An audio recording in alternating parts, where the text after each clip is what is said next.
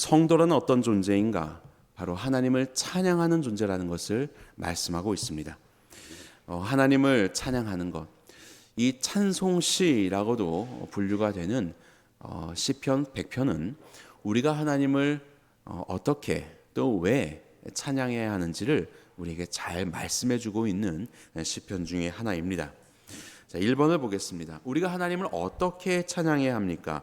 7가지 명령을 적어보십시오 라고 말씀드렸습니다. 본문의 2절부터 4절까지는 복수형 명령으로 많은 사람들에게 명령하는 동사가 7가지가 등장을 합니다. 그것을 좀 차례대로 보도록 하겠습니다. 먼저 1절에 보면 부를지어다라고 있죠. 부를지어다. 그래서 찬송을 부를지어다. 이 부를지어다가 명령형입니다. 그리고 이제 두 번째는 2절에 섬기며 있습니다. 여호와를 섬기며 할 때 이 섬기며가 명령형입니다. 그리고 세 번째는 2절에 나아갈지어다. 그 앞에 나아갈지어다 할 때 나아갈지어다가 명령형이고, 네 번째는 3절에 우리 하나님 여호와신 줄 알아라 했죠. 알지어다. 알지어다가 명령형입니다. 그리고 다섯 번째는 4절에 보시면 감사함으로 그의 문에 들어가며 라고 되어 있죠. 들어가며, 이것이 명령형입니다. 들어가며.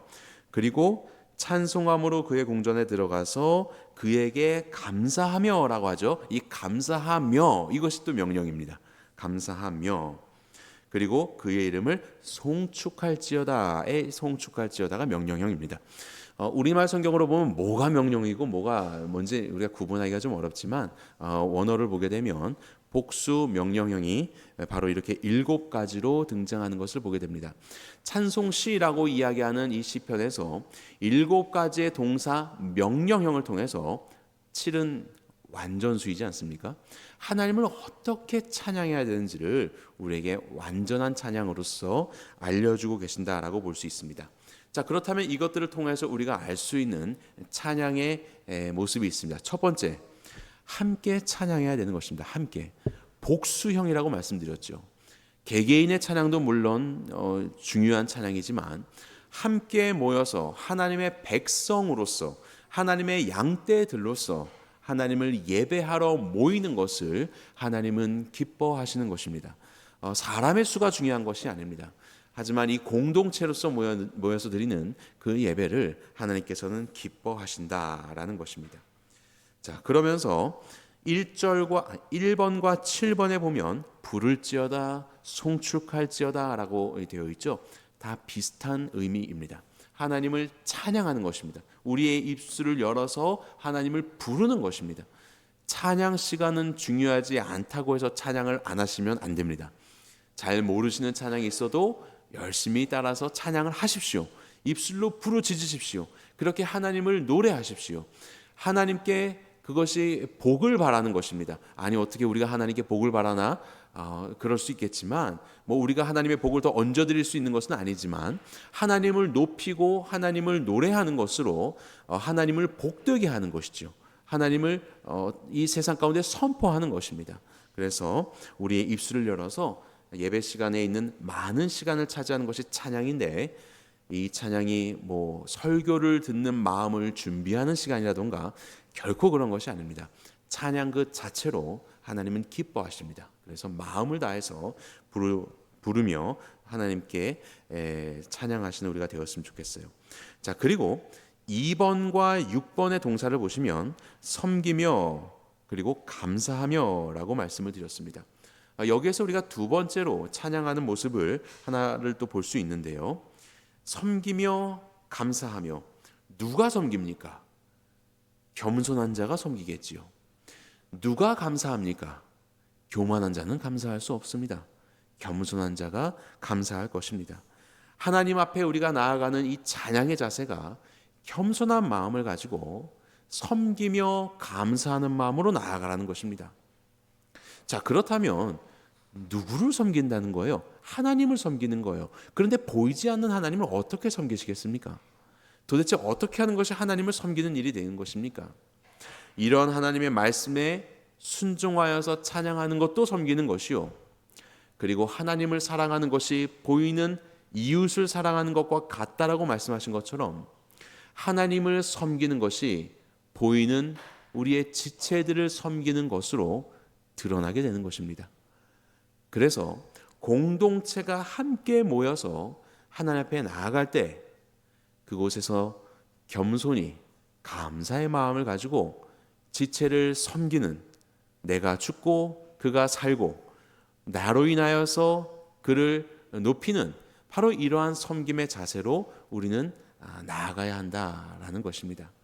공동체에 이 함께하는 것은 세상이나 교회나 사실 결코 쉬운 일은 아닐 것입니다. 우리는 죄인이다 보니까 그 속에서 부딪힘이 있고 많은 아픔과 상처를 낳게도 되지요. 하지만 하나님을 찬양하는 성도는 그럼에도 불구하고 감사한 마음을 품고 그리고 서로를 나보다 낮게 여기며 섬기는 마음으로 피차 복종하며 하나님 앞에 찬양하며 나아가야 할 것입니다. 하나님은 그런 하나님의 자녀들의 모습을 기뻐 받으시는 우리 모두의 아버지가 되실 것입니다. 자, 그러면서 3번과 5번 동사를 보겠습니다. 나아갈지어다, 들어가며 이렇게 말씀합니다. 나아가다도 하나님께 나아가는 것이고 들어가다도 성전으로 들어가는 것입니다. 다 같이 하나님의 존전 앞으로 가는 것이죠. 똑같은 말을 하고 있다라고 볼 수 있습니다. 우리가 하나님을 어떻게 찬양해야 되는가? 한 걸음 더 하나님께 가까이 가는 것입니다. 한 걸음씩 한 걸음씩 더욱더 가까이 나아가는 것. 그것이 무엇일까요? 여러분들의 오늘 하루 중에서 어떻게 하나님을 찬양하셨습니까? 많은 경우들도 있겠지만 주의 말씀을 가까이 하는 것, 또 주님을 더 깊이 묵상하는 것, 이 일들 속에서의 하나님의 행하심과 하나님의 성품이 무엇인지를 묵상하는 것, 이 모든 것들이 다 하나님께 가까이 나아가는 것이죠. 여러분들은 그렇게 찬양하고 계십니까? 하나님께 가까이 가지 않고 여러분들의 삶 속에서 펼쳐지는 문제에 가까이 가서 이 문제를 고심하면서 문제를 묵상하면서 하나님께 도와달라고 하고 찬양은 하지만 오직 나는 나의 이 모든 관심은 이 문제의 옆을 그렇게 배회하고 있다면 그것은 하나님이 기뻐하시는 그런 고백이 아니겠지요. 그런 것을 떠나서 하나님께 나아가고 하나님께 나아가고, 그래서 이 7가지의 동사 중에서 두 개가 비슷하게 나가면서 가운데에 거의 비슷한 단어로서 하나님께 나아가라고, 하나님께 더 가까이 들어가라고 그렇게 우리에게 이 하나님께 가까이함의 중요성을 말씀하고 있다라고 생각됩니다. 자, 그리고 다음으로 4번째 보도록 하겠습니다. 이 4번째 동사야말로 7개의 동사 중에 가장 가운데 위치해 있고 비슷한 것이 마치 수미 쌍관처럼 이렇게 연결되어지다가 가운데에 핵심으로 등장하고 있는 단어라고 볼 수 있습니다. 그것은 무엇입니까? 알지어다입니다. 알지어다. 찬양하는 소리나 그리고 뭔가 섬기는 모습들이나 가까이 가는 어떤 행위, 이것을 넘어서서 진정으로 우리의 마음속 깊은 곳에서 하나님을 아는 것, 여기에서부터 우리의 찬양이 시작된다는 것을 말씀하고 있는 것입니다. 하나님을 향한 신성한 지식에서부터 우리의 찬양은 시작되는 것이고 하나님을 향한 바른 지식이 참된 찬양을 낳게 되는 것입니다. 이것이 바로 시편 100편에서 말씀하시는 우리가 가져야 할 찬양의 자세의 아주 핵심이라고 볼 수 있습니다. 그것은 무엇입니까? 하나님을 아는 것입니다. 그렇게 하나님을 알 때 오늘 본문의 1절과 2절에서 말씀하신 것처럼 즐거운 찬송을 부를 수 있는 것입니다. 여호와께 기쁨으로 섬기며 그 앞에 나아갈 수 있다라고 말씀하고 있는 것입니다. 정말로 알기 때문에 겉모습만 그렇게 열심히 찬양하고 하는 그것이 아니고, 그래서 이것이 끝나고 나면은 그냥 다시 일상으로 돌아갈 때는 마음이 가라지고 이것이 아니라 하나님을 아는 그 지식으로 인하여서 우리의 기쁨이 넘치게 되는, 즐거움이 넘치게 되는 찬양과 예배의 삶을 살 수 있다라고 이야기를 하는 것입니다. 여러분들 오늘 찬양하실 때 기쁨이 없으셨습니까? 그냥 앵무새처럼만 찬양했습니까? 그것은 하나님을 모독하는 행위일지도 모릅니다. 왜냐하면 하나님은 당신을 우리에게 계시해 주셨고 우리가 하나님을 찬양할 때 기쁨의 찬양을 드릴 수 있도록 이미 모든 일들을 우리 가운데 이루셨기 때문에 그렇습니다.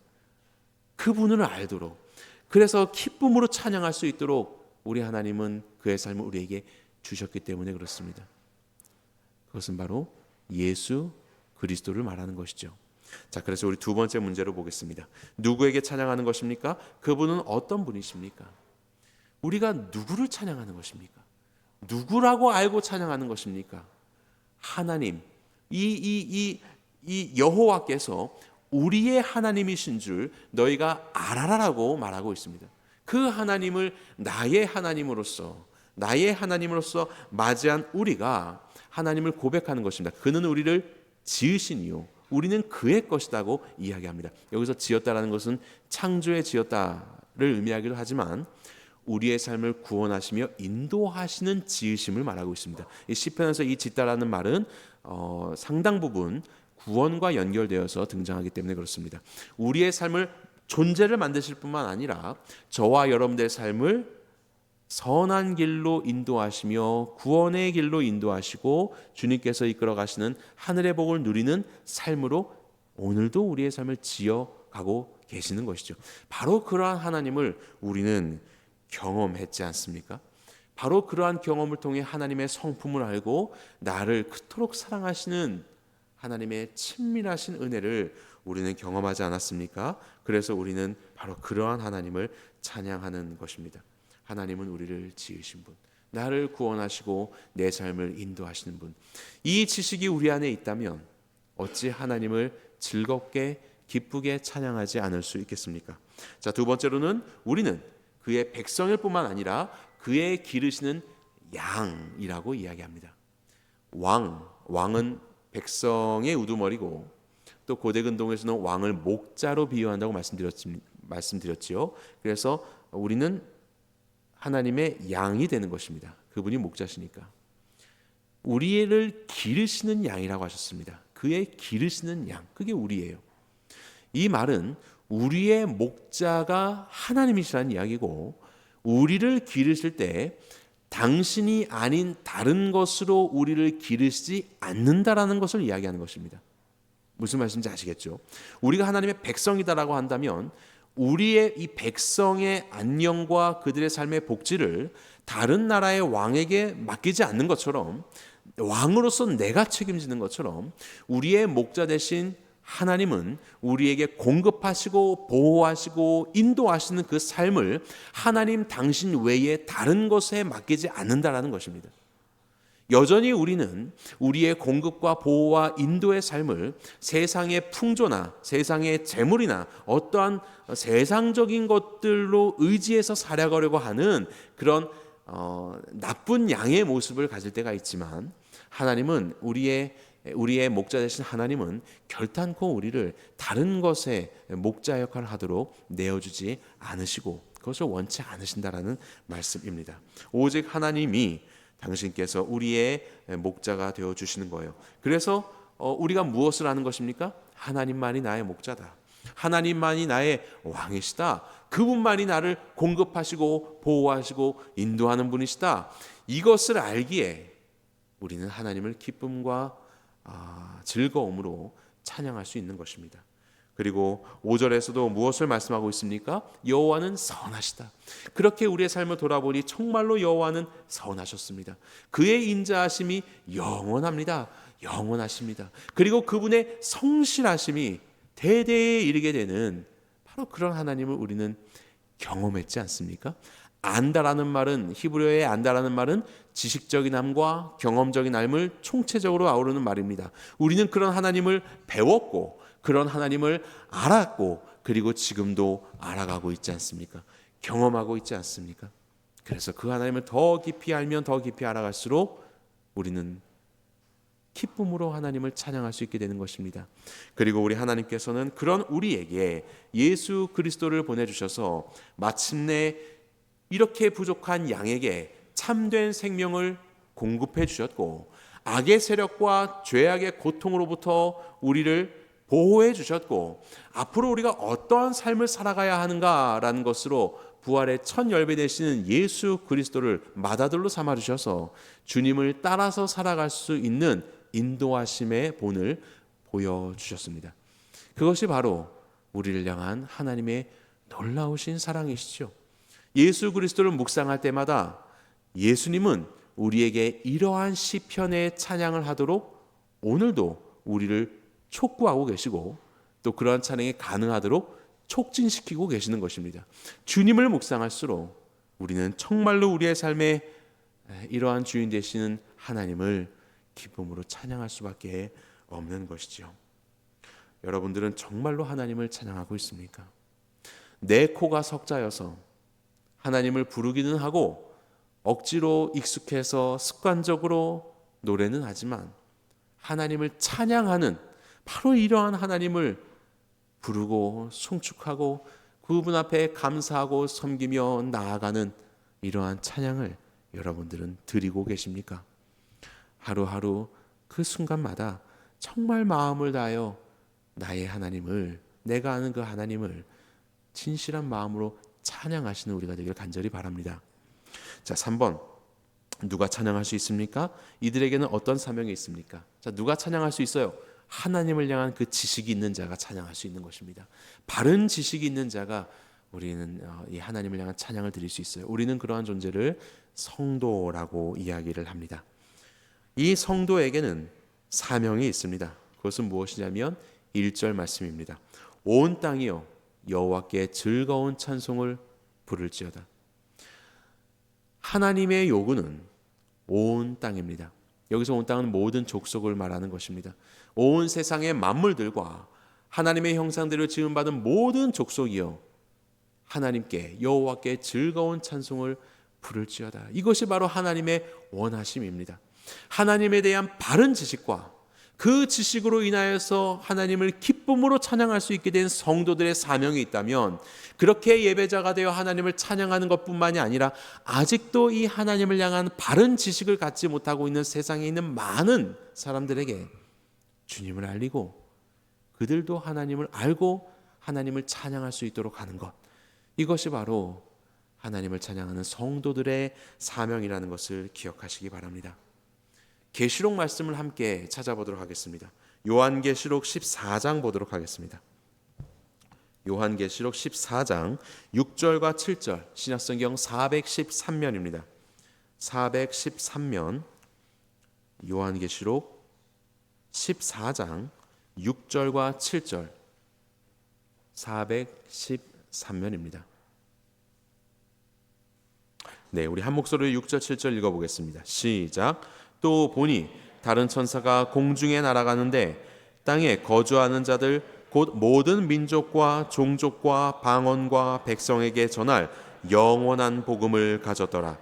그가 큰 음성으로 이르되 하나님을 두려워하며 그에게 영광을 돌리라. 이는 그의 심판의 시간이 이르렀음이니 하늘과 땅과 바다와 물들의 근원을 만드신 이를 경배하라 하더라. 아멘. 천사가 영원한 복음을